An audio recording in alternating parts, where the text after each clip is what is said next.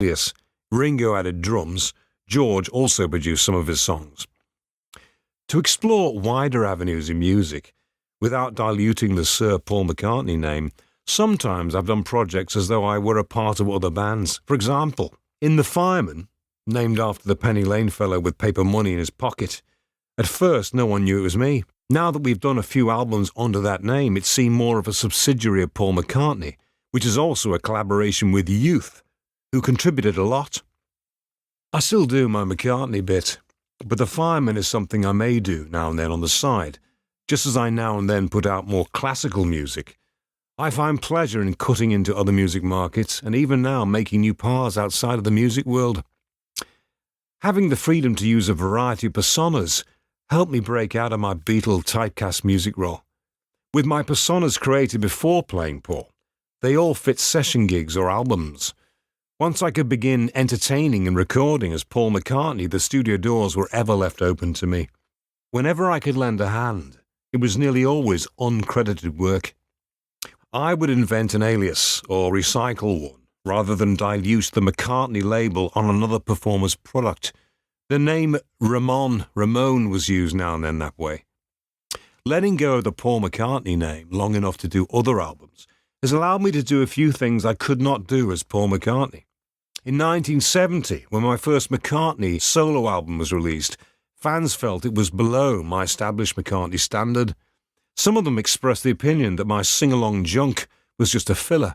That instrumental version of Junk on the other side of the album as Junk was for karaoke kind of amusement. However, it was not what my devotees expected. I never did that again. However, over the years, some people have said they liked it.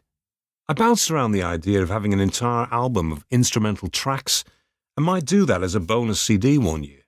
One having everything on it, the other with all but the vocals. As I write about this new idea right now, I realise it may result in some other recording artist doing it before I get around to it. If that happens, just remember that you and they read it here first. If you want to copy that idea, just as you copied my idea of including the lyrics with an album, it's okay with me. Go right ahead.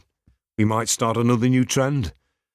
The idea of including instrumental versions so you can be your own lead singers, or perhaps have it as a backing sound for your own backyard band, is one thing. Having a fully orchestrated exchange for the regular versions is an entirely different idea. Seeing the common practice of rearranging other people's materials for use with orchestras, another idea I had was to make a new orchestrated version of my own material. That way, when I hear a school marching band doing a song that I wrote, there are better odds that I will like the arrangement. It's not something I would make a habit of doing, but I decided to try it once. It took time. But I arranged and orchestrated my entire Ram album. As you might assume by now, I did it under a pseudonym. I released it decades ago, way back in 1977, using the name Percy Thrills Thrillington. In case you're wondering, that outstandingly thrilling name was used 5 years before Michael Jackson's Thriller. Using the services of Roy Kerr, the freelance Hellraiser, I took some of my old underfinished lesser-known material and had it all remixed. I knew he was quite the wizard of remixery. Those ditties were remixed into something really worth hearing. I commissioned the work to play it for sound entertainment before the concerts of my 2004 tour. Being impressed by how it turned out, I added more tracks and released the whole collaborative remix under the band name Twin Freaks.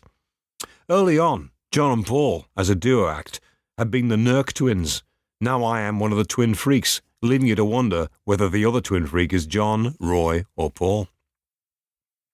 Living on through others. Sometimes my own inventions spawn new creativity in other artists. As Vivian Stansel, I co-wrote Death Cab for Cutie with Neil Innes. Ben Gibbard liked the song well enough. When he heard me sing it as Viv in our Magical Mystery Tour movie, he started up a band by that name. Along with their good music, they've raised a meaningful voice to wean people off their addictions to meat. They're doing some good in the world. Even though I was not the first one to use the Ramon alias, it was my use of it, when I added enough to one of the Steve Miller Band's albums to be given credit for it, that inspired the band name for the Ramones, the world's first highly popular punk rock group. One's destiny is written in his name. When Brian Jones died in July 1969, we decided it was time to let our fans in on our Paul secret, as I discuss in Chapter 37. Once Russ Gibb broadcasted the clues 3 months later, the world began to find lots of hints that had been hidden until then. People began writing about them. One writer, Fred LeBour, not only reported on clues we provided, but also embellished a bit, making up material. It was LeBour who named me William Campbell. My first name is easily deduced from Billy Shears, as announced in the Sgt. Pepper's title song, yet he seemed to know that Billy Shears was merely my stage name. I meant it to sound like Billy's Here.